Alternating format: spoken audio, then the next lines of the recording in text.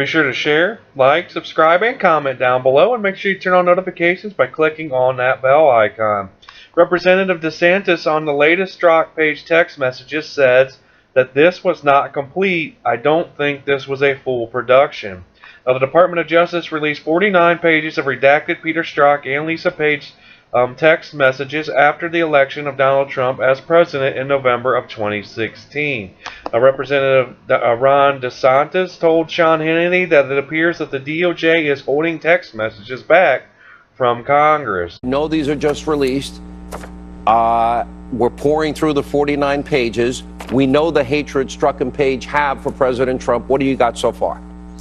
Well, Sean, I think this is incomplete production. I mean, we know their texting habits of how often they were texting in other periods. And so this is the period December of 2016 during the Trump transition all the way up until the firing of James Comey and then the appointment of Robert Mueller as a special counsel. Yet there's only 40-some pages there. There's gaps. Some of the stuff is incomplete. So I don't think that this is a full production. I think there's more questions that this raises, and we're going to have to go back to the Justice Department and ask them why they weren't able to recover the full Strzok-Page text messages. Congressman, I had multiple sources telling me tonight that they suspect that there were other devices used as well. Did you get that? Is that your interpretation looking at this?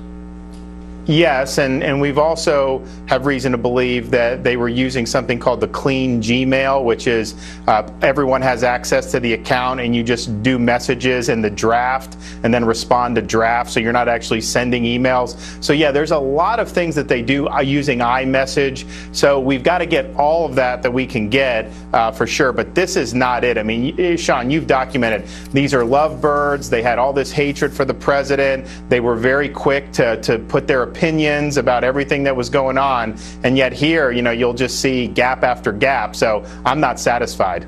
Okay, I want to go to the issue. How is it possible Peter Strzok is in the middle of all of this? He interviewed General Flynn, apparently didn't think he was lying. How did he get charged then? But also interviewed Hillary Clinton. But that was in July of 2016. It was early May of 2016 where it was Strzok and Comey himself writing an exoneration that actually used the standard, the legal standard that means Hillary would have broken the law. They changed the wording to take that part out, and the original drafting also had in that multiple foreign intelligence agencies had hacked into Hillary Clinton's email server, and that means top secret, classified, special access programming information was in fact obtained by America's enemies, and none of it would have been redacted, sir. So if you were somebody who was on Hillary's campaign team at the time and you could have suggested changes to be made to that statement, you would have suggested exactly the changes that Peter Strzok insisted on to try to reduce Hillary's level of recklessness and her culpability. And so he was involved in the thick of that case. And here's, I think, why it's so troubling with Strzok's conduct. What does he do after Comey exonerates Hillary? A couple weeks later, he opens up a collusion case against the Trump campaign based off what we now know was a 2-page document with no actual intelligence. And then eventually they supplemented it with a fake dossier paid for by the Democrats. But Strzok was the prime driver, not only behind exonerating Hillary, but then pursuing this collusion fairy tale. And that ultimately led to the appointment of Mueller.